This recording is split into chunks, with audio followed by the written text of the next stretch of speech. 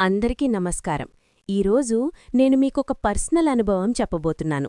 ఇది నా జీవితంలో మొదటిసారి జరిగినప్పుడు నేను చాలా కంగారుపడ్డాను. అప్పుడు నాకు ఏమీ తెలీదు. అసలది ఎలా ఉంటుందో, ఎంత నొప్పిగా ఉంటుందో అని నా భయం. ఆ రోజు రాత్రి వాతావరణం చాలా వేడిగా ఉంది. నా గదిలో నేనొక్కదాన్నే పడుకున్నాను. సడన్గా తను నా దగ్గరకొచ్చాడు. తను నా పక్కన కూర్చొని నా వైపు చాలా కోరికగా చూస్తున్నాడు. నేను వద్దంటున్నా తను నా దగ్గరకొస్తున్నాడు. ప్లీజ్ ఇప్పుడు వద్దు, నాకు చాలా టైర్డ్గా ఉంది అని చెప్పాను. కాని తను వినలేదు.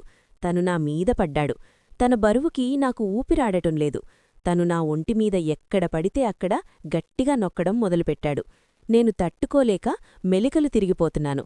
ఆ స్పర్శ తగలగానే నాలో ఒక రకమైన వణుకు మొదలైంది. నేను తనని ఆపడానికి ప్రయత్నిస్తున్నాను. కాని తను తన వేళ్లతో నా చర్మాన్ని గట్టిగా తడుముతున్నాడు. అబ్బా, నొప్పి పెడుతోంది, మెల్లగా అని అరిచాను. అప్పుడప్పుడు వాడు తన పళ్లతో కూడా నన్నేదో చేస్తున్నాడు. అదంతా నాకు చాలా కొత్తగా, వింతగా ఉంది.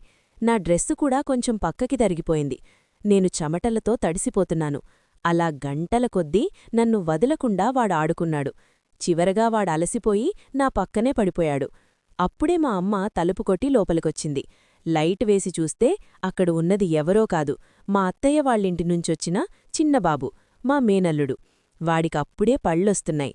ఆ రాత్రి వాడు నిద్రపోకుండా నా మీద పడి తన చిన్ని చేతులతో నన్ను గిల్లుతూ, తన పళ్లతో నా చేతుల్ని కొరుకుతూ నన్ను తెగ ఇబ్బంది పెట్టాడు. పిల్లాడు కదా అని నేనేమీ అనలేక ఆ నొప్పిని భరించాను. పొద్దున్నే లేచి చూస్తే నా ఒంటిమీద వాడి గోళ్ల గుర్తులు, కాటు గుర్తులు ఉన్నాయి.